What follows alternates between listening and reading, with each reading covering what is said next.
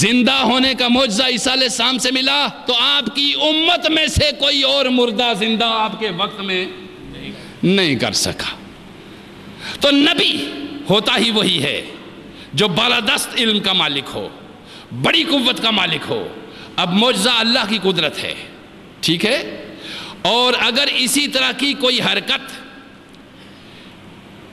کسی ایسے شخص سے صادر ہو جو نبی نہیں ہے، جو ابھی نبی نہیں ہے، نبوت کے بعد تو وہ معجزہ ہو گیا۔ اگر نبوت سے پہلے اس طرح کی بات صادر ہو، مثلا عیسیٰ علیہ السلام آپ بچپن میں جب بغیر باپ کے پیدا ہوئے تو بغیر باپ کے پیدا ہونے کے بعد زمانے میں جو تانا زنی کی اور ماحول کشیدہ ہوا، ماں سے پوچھا گیا کہ یہ کیا حالت ہے؟ پاک اور پاکیزہ طاہر ماں اور بغیر شادی کے یہ بچہ کیسا؟ 3 دن پہلے اس کا اہتمام پروردگار عالم نے کر رکھا تھا۔ 3 دن پہلے اہتمام یہ کر رکھا تھا کہ تو نے بولنا نہیں مریم، لوگ جو کہتے رہیں تو نے بولنا نہیں۔ لوگ قانون اور ضابطے کے تحت چلتے ہیں اور ہم اپنی قدرت کے تحت بھی چلتے ہیں۔ بات بڑی عظیم تھی، بولنے سے روک دیا، بچے کو باہر لے کے نکلی اور پھر کہا کہ یہ کیا ہوا، یہ کیا حالت ہے؟ بڑے پاکیزہ خاندان سے تھی، آپ کو چونکہ خاموش رہنے کا حکم دیا ہوا تھا، آپ خاموش رہی۔ دل اندر سے کہتا تھا کہ کچھ کہوں، مگر رب نے خاموش کر دیا تھا، بولنا نہیں، ہم بلائیں گے تو بولو گی۔ جب ہوا تو گود میں اٹھائے ہوئے بچے کے جب بات اس پہ تو فرمایا فَأَشَارَتْ إِلَيْهِ، یہ ان سے پوچھو۔ مجھ سے کیا پوچھتے ہو؟ اس سے پوچھو، اس سے، آنے والے سے پوچھو، اس سے پوچھو جو 1 دن کا بچہ ہے، آدھے دن کا، اس سے پوچھو، مجھ سے کیا پوچھتے ہو؟ لوگوں کو کیا تھا کہ وہ 1 دن سے بچے سے پوچھیں، کیا پوچھیں؟ چونکہ ان کی قانون میں یا اس چیز میں تو ایسا تھا نہیں۔ فَإِشَارَتْ إِلَيْهِ، اس کی طرف اشارہ کر کے کہا اس سے پوچھو یہ کیا ہے۔ لوگ ادھر مڑے، اس سے پوچھنا وہ اپنی حماقت سمجھتے تھے کہ بچے سے بھئی کیا پوچھیں۔ بچہ خود بولا خدا کی قدرت سے، اس نے کہا انی عبداللہ آتانی الکتاب وجعلنی نبیا، میں اللہ کا بندہ ہوں، اللہ لوح محفوظ پہ مجھے ایک کتاب بھی دے چکا، تمہارے سامنے بعد میں آئے گی، میں لے چکا پہلے اس سے، میرا پروگرام مجھے مل چکا پہلے، میں اس پروگرام کو لے کر آیا ہوں کائنات میں۔ تم یہاں پیدا ہوتے ہو، نبی وہاں پیدا ہوتا ہے۔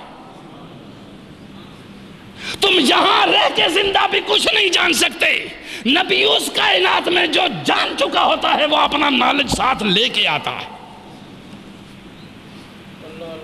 انی عبداللہ آتانی الکتاب وجعلنی نبیہ، اللہ نے مجھے نبی بنا کے بھیجا ہے۔ نبوت بعد میں ہوگی مگر وہ پہلے جانتے ہیں۔ تو میں نے کہا نا کہ اگر چلے وظیفے سے نبوت منتخب ہوتی تو بچہ نبوت کہاں سے لے کے آتا؟ اس کو پہلے ماتھا رگڑائی کرنی ہوتی، اس کو پہلے چلے کرنے ہوتے، اس کو پہلے سانس روکنی ہوتی، اس کو پھر پہلے مختلف ورزشیں کرنا ہوتی، یوگا کرنا ہوتا۔ اللہ کا نبی کسی یوگے کا محتاج نہیں ہوتا، کسی چلے کا محتاج نہیں ہوتا۔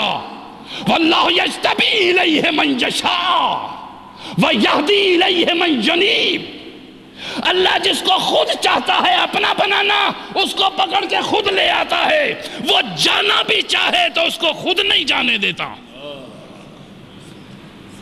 آپ سمجھ گئے؟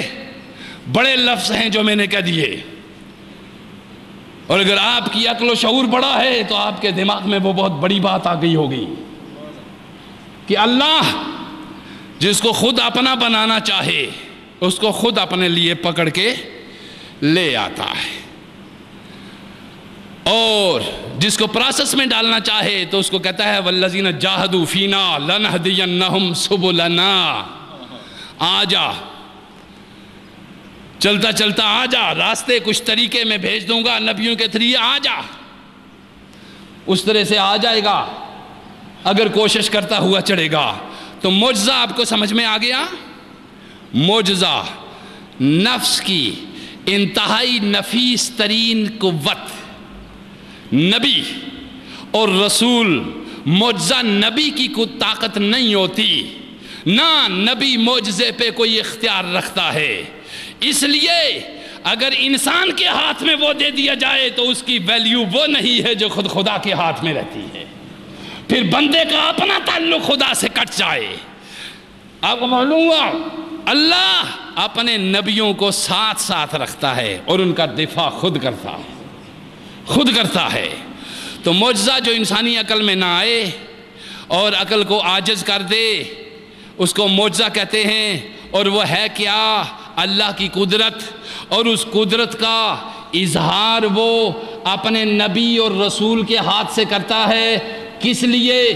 کہ نبی اور رسول جو دین لے کر آئے اس دین کو تقویت ملے، اور اپنے زمانے کے نبیوں اور رسولوں سے وہ زیادہ ممتاز ہو جائے، یا اپنے زمانے کی مخلوق سے وہ زیادہ اللہ کی قدرت کا اظہار ہوتا ہے۔ بس بین ہی یہی سمجھیے، اگر نبوت سے پہلے اس کا ہوتا ہے، نبوت کے بعد تو یہ معجزہ ہو گیا، اعلان نبوت کے بعد، پہلے اگر ہوتا ہے اس کو ارہاس کہتے ہیں۔ اس کو کیا کہتے ہیں؟ ارہاس۔ اور اگر وہ کسی کافر سے سرزد ہوتا ہے اسی طرح کی بات جو تمہاری عقل میں نہ آئے اس کو استدراج کہتے ہیں، مگر وہ نفس کی خباثت سے ہوتی ہے۔ کوئی انسان نفس کو اتنا خبیث نہیں کر سکتا جتنا جادوگر کرتا ہے، اور کوئی شخص نفس اتنا لطیف نہیں ہوتا جتنا پیغمبر کا نفس لطیف ہوتا ہے۔